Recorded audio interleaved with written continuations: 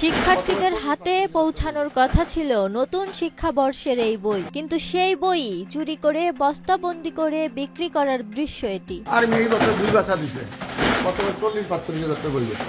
শিক্ষা প্রতিষ্ঠানের ভেতরে এমন ঘটনায় ক্ষুব্ধ অভিভাবক, স্থানীয় বাসিন্দা ও সচেতন মহল। চলুন বই কিনতে আসা ফেরিওয়ালা কার নাম বলছেন। এই মাদ্রাসার প্রিন্সিপাল স্যার আমাকে ফোন দিছিল যে আমার কিছু বই আছে, মূলত আমি তো ভাঙ্গারি কিনি, আমি যা পাই তাই ভাঙ্গারি মাল কিনি। স্যার আমাকে সকালে আসতে বললো যে আমার বই আছে, পরে আমি বইগুলো নিলাম। আজকে কিন্তু এই স্কুলগুলি বন্ধ। এই বন্ধ অবস্থায় সুভাষ সাহেব তার লোকজন নিয়ে সকালবেলা এই বইগুলি অবৈধভাবে বিক্রি করা শুরু করছে। 2025-26 শিক্ষাবর্ষের সরকারি বিনামূল্যের পাঠ্য বই প্রতিষ্ঠান থেকে সরিয়ে বিক্রি নয়, শুধু স্থানীয়দের দাবি অনিয়মে ঠাসা এই মাদ্রাসায় কেউই ঠিকমতো তার দায়িত্ব পালন করেন না। 2025-26 শিক্ষাবর্ষের কিছু বই দেখলাম এখানে।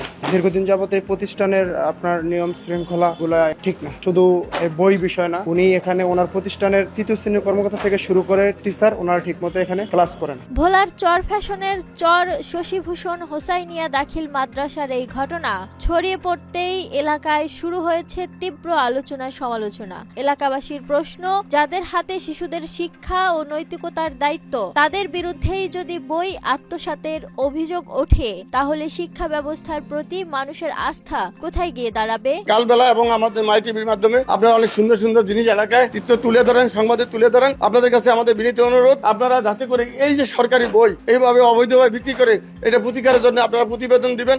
আমি আমাদের উপজেলা নির্বাহী কর্মকর্তা ম্যাডামকে আমি জানিয়েছি। সরকারি বই বিতরণ কর্মসূচির মূল লক্ষ্য ছিল প্রতিটি শিশুর হাতে সময় মতো পাঠ্য বই পৌঁছে দেয়া, অথচ সেই বই নিয়েই যদি দুর্নীতির অভিযোগ ওঠে, তাহলে ক্ষতিগ্রস্ত হয় পুরো শিক্ষা ব্যবস্থা। তাই ঘটনার সুষ্ঠু তদন্ত করে দায়ীদের বিরুদ্ধে দ্রুত ও দৃষ্টান্তমূলক ব্যবস্থা নেয়ার দাবি জানিয়েছেন স্থানীয়রা।